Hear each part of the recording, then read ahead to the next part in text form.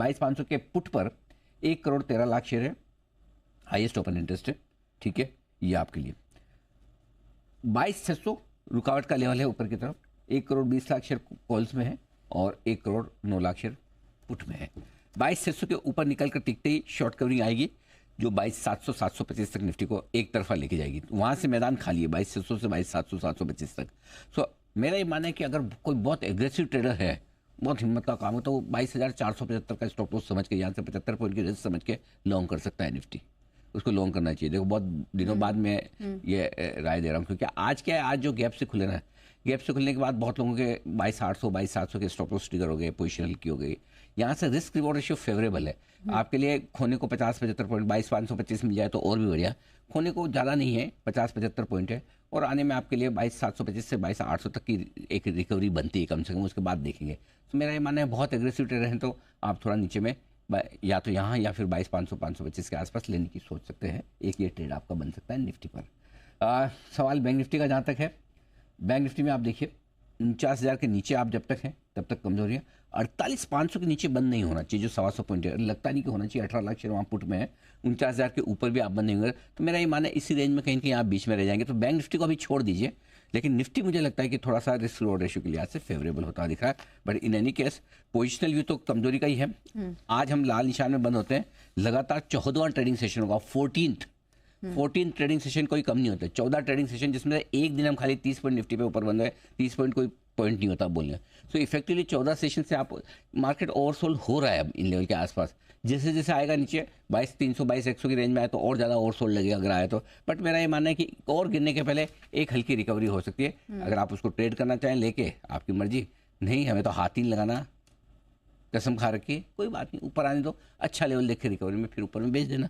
22,700 आता है, 800 आता है, 900 आता है, देखा जाएगा जब रिकवरी में होगा तब की तब देखेंगे। मेरा ये समझना है कि इस वक्त थोड़ा सा शॉर्ट की तरफ रिस्क रिवॉर्ड रेशियो फेवरेबल नहीं है, शॉर्ट कवरिंग की तरफ फेवरेबल है, खरीदारी की तरफ रिस्क के साथ फेवरेबल है। क्यों?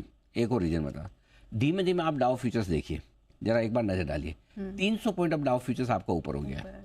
सो अमेरिका आज आपको सरप्राइज दे सकता है। अब दे ना दे वो अलग बात है, एटलीस्ट आपके पास तो जो अभी संकेत है उसी के दम पर आप डिसाइड करेंगे, करेक्ट। सो अगर 700 पॉइंट और 2 दिन में 1000 पॉइंट घट के डाउ अगर 400-500 बढ़ जाए, क्योंकि है तो बुल मार्केट में अभी भी, तो कोई बड़ी बात नहीं। कल फिर आप आके सुबह सुबह शॉर्ट काटने की कोशिश करें। सो आई थिंक शॉर्ट रहना थोड़ा सा रिस्की है। अगर आप चाहें तो हल्की फुल्की लॉन्ग पोजीशन यहाँ पर बना सकते हैं, ऐसा मेरा मानना है।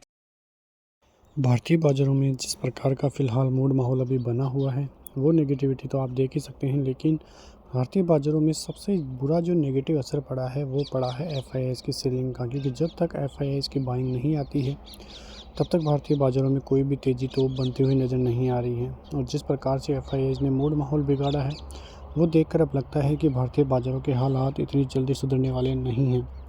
जहाँ पे अभी बाज़ार खड़ा है वो आज का तो ज़्यादा नेगेटिव जोन बना है, और जब तक बाज़ार 22,800 के ऊपर फिर से नहीं जाएगा तब तक कोई तेज़ी की संभावनाएं भी नज़र नहीं आ रही है। आज का लेवल 22,750 जहाँ से गैप डाउन देखने को मिला, वो गैप डाउन एक ज़बरदस्त गैप डाउन था, और वो एक ज़बरदस्त सपोर्ट जोन भी था जहाँ पे बाज़ार ने गैप डाउन लिया। बाज़ार के गैप डाउन लेने के बाद ऊपरी स्तरों पर टिक ही नहीं पाया। जहां से भी रिकवरी आई वहीं से सेलिंग का मूड माहौल आज देखने को मिला, और उसी के नतीजा आज भारतीय बाज़ारों में निवेशकों को काफ़ी नुकसान भी उठाना पड़ा है। कुल मिला के देखें तो भारतीय बाज़ारों में लगभग कई शेयरों में निवेशकों को 60-60 50-50% तक का माइनस में देखने को मिल रहा है, जो दर्शाता है कि अभी भी भारतीय बाज़ारों में रिकवरी इतनी जल्दी देखने को नहीं मिलेगी। और जब रिकवरी आएगी तो ऐसी रिकवरी आएगी कि लोग बाग खरीदने से भी कतराएंगे, क्योंकि जब अभी मौका मिल रहा है तो लोगों को डर है कि बाज़ार और ज़्यादा नीचे न चला जाए, लेकिन ऐसा नहीं होगा। भारतीय बाज़ारों में जब रिकवरी आएगी तो ख़रीदारी करने का चांस भी नहीं मिलेगा। कुल मिला के देखें तो भारतीय बाज़ारों की तरफ से ज़्यादा कुछ नेगेटिव चीज़ें नहीं हैं, लेकिन जिस प्रकार का मूड माहौल और जिस प्रकार की तेज़ी भारतीय बाज़ारों में पहले देखने को मिली थी, ये करेक्शन तो आना ही था। और जिस हिसाब से अब इकोनॉमी के लिए भी कई चीज़ें आती हुई नज़र आएगी। जीडीपी ग्रोथ रेट के आंकड़े 28 फरवरी को आएंगे। इनिशियल जॉबलेस क्लेम के अमेरिकी बाज़ारों के 27 तारीख को, न्यू होम सेल्स के आंकड़े 26 फरवरी को आते हुए दिखाई देंगे। तो ये कुछ न कुछ हद तक इम्पैक्ट भी भारतीय बाज़ारों पर डालेंगे। आज देखो तो निफ्टी आईटी में सबसे ज़्यादा गिरावट देखने को मिली, करीब 2.5% से ज़्यादा की गिरावट। मिड कैप में भी गिरावट थी, निफ्टी बैंक निफ्टी में भी गिरावट थी। तो भारतीय बाज़ारों की तरफ से कोई रिकवरी के चांसेस अभी देखने को नहीं मिल रहे हैं। कुल मिला के देखें तो भारतीय बाज़ारों का हाल और मूड माहौल अभी भी नेगेटिव ही नज़र आ रहा है। लेवल्स की चर्चा करें तो अब कल 22,500 का स्तर भी निफ्टी यदि तोड़ता है और नीचे सस्टेन करता है तो 22,400, 22,350 देखने को मिलेंगे। 22,200 अगला सपोर्ट जोन रहेगा। ऊपर की तरफ 750 जब तक क्रॉस नहीं होगा तब तक कोई बड़ी रिकवरी नहीं है। बैंक निफ्टी 48,500 का स्तर यदि कल टूटता है तो 200 और फिर 48,000 का लेवल टूटते ही ज़्यादा दिक्कतें भारतीय बाज़ारों में बढ़ती हुई नज़र आएगी। मिलते हैं नेक्स्ट वीडियो में, तब तक के लिए जय हिंद, जय भारत, वंदे मातरम।